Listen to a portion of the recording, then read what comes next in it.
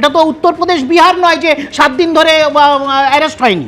আমি আবার বলছি, কিন্তু এ সবের মাঝে আমরা যেই আলোচনাটাকে চেপে দেওয়ার চেষ্টা করছি সেটা হচ্ছে এসআইআর নিয়ে সাধারণ মানুষের দুর্ভোগ।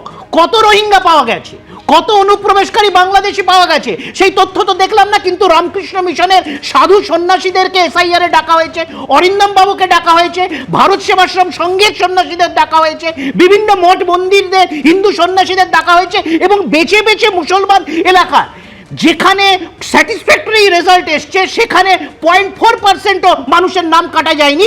কিন্তু এআই এর নাম করে, আর্টিফিশিয়াল ইন্টেলিজেন্সের নাম করে, কৃত্রিম বুদ্ধিমত্তার নাম করে আজকে দেখা যাচ্ছে লাখ লাখ মানুষকে সাজিয়ে নতুন করে এই নোটিশ দেওয়া হয়েছে। এবং নোটিশ কারা দিচ্ছে? আমাদের সংবিধান, আমাদের আইন বলে ইআরও, ইলেকটোরাল রোল অফিসার ছাড়া কেউ নোটিশ ইস্যুই করতে পারেন না। দিল্লি থেকে এআই জেনারেটেড কৃত্রিম বুদ্ধিমত্তার দ্বারা আপনি নোটিশ জেনারেট করছেন, এটা তো আইন বহির্ভূত কাজ করছেন। এবং একই মানুষকে যখন তার কাছে আপনি ডাকছেন, তার থেকে আপনি নথি নিচ্ছেন, কোনো অ্যাকনলেজমেন্ট দিচ্ছেন না, পরে বলছেন অ্যাকনলেজমেন্ট দিচ্ছেন না এবং বলছেন যে নথি নেই, তাই জন্য আমরা আপনাকে বাদ দিয়ে দেওয়া হলো। এটা তো একাধিক ঘটনা ঘটেছে, হাজারে হাজার ঘটনা ঘটেছে। এইগুলো হচ্ছে আসল একটা গন্ডগোল হয়েছে, ভাঙচুর হয়েছে, এটা নজর ঘুরিয়ে দেওয়ার জন্য যেটা কৃষাণু বলছে। আমি এখানেই শঙ্কুর কাছে আসবো। শঙ্কু, মূলত একেবারে মুসলিম অধ্যুষিত এলাকা বেছে বেছে এরকম অশান্তি লাগানো হচ্ছে, আসল ভূমিকা তো নির্বাচন কমিশনের। নির্বাচন কমিশন করছে কি, আর বিজেপি বা করছে কি? শুনুন, পুরো ঘটনার জন্য যদি কেউ দায়ী থাকে তাহলে সেটা তৃণমূল কংগ্রেস এবং তৃণমূল কংগ্রেস। এই কিছুদিন আগে পর্যন্ত, এই 10 মিনিট আগে পর্যন্ত দেখবেন কিষাণবাবুরা চিৎকার করে বলতেন যে বিএলওরা সব আত্মহত্যা করছে। আজকে এক লাইনও বলছে না। কেন? এই দেখুন অডিও। কে না, যাদবপুরে পার্ট নম্বর 110-এর বিএলও আত্মহত্যা করেছেন। আমি শোনাচ্ছি তার স্ত্রীর বক্তব্য। তিনি স্বীকার করছেন, তিনি অভিযোগ করছেন ফোনে। কি বলছেন? বলছেন অনন্যা ব্যানার্জির বিরুদ্ধে, এদের তৃণমূলের কাউন্সিলর 109 নম্বর ওয়ার্ড, তিনি চাপ দিয়েছেন বলে সুইসাইড করতে বাধ্য হয়েছেন বিএলও যাদবপুর বিধানসভা। আমরা অডিও পাবলিশ করে বলছি। এর বেলা এদের কোনো বক্তব্য নেই।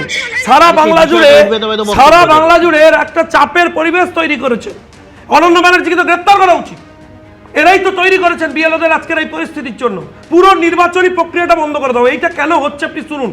এই যে আজকে পর্যন্ত আমাদের লাস্ট ডেট ছিল ফর্ম 7 জমা দেওয়া, আজ বা কাল এই 2-3 দিনের মধ্যে আছে, যাতে ফর্ম 7 জমা না দেওয়া যায় তার জন্য টার্গেট করে করে সমস্ত হচ্ছে এসডিও থেকে বিডিও থেকে ইআরও থেকে ডিএম পর্যন্ত বলে দিয়েছে আপনারা জমা নেবেন না। উপরতলার নাকি অর্ডার কে দিচ্ছেন আমি জানতে চাই, কে তিনি অর্ডার দিয়েছেন? আজকে উনি বলছেন যে বেআইনিভাবে এ সমস্ত জিনিস হচ্ছে। আপনি কোর্টে যাননি কেন? আপনারাই তো উস্কাচ্ছেন। উনি একবারও বললেন না যে যারা বেআইনি তাদেরকে তদন্ত ফেস করা উচিত। উনি বললেন মুসলিম অধ্যুষিত এলাকায় এটা হচ্ছে। এবং আমি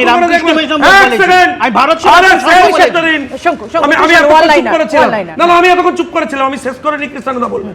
আমার বক্তব্য হচ্ছে আপনি দেখবেন যেই অঞ্চলে এরা বেআইনি সার্টিফিকেট, বেআইনি কাগজপত্র দিয়ে এই সমস্ত বেআইনি ভোটারদের বাঁচাবার চেষ্টা করেছেন, সেই সমস্ত জায়গায় নোটিশ যাচ্ছে বলে লাফিয়ে উঠছে। কোনো বেআইনি নয়, ডোমিসাইল সার্টিফিকেট বেআইনি। আজকে মাধ্যমিকের সার্টিফিকেট বেআইনি, আজকে কাস্ট সার্টিফিকেট বেআইনি। জালিগিরি করেছে, এইগুলোতে পরিষ্কার ধরা উচিত। আমি তোমাকে আটকাই, বিষয়টা হচ্ছে কি ফর্ম 7 অভিযোগ করবে, ফর্ম 7 ষড়যন্ত্র করছেন, দেশ বিরোধীদের এন্টারটেইন করছেন, তাদেরকে ফলস সার্টিফিকেট দিয়ে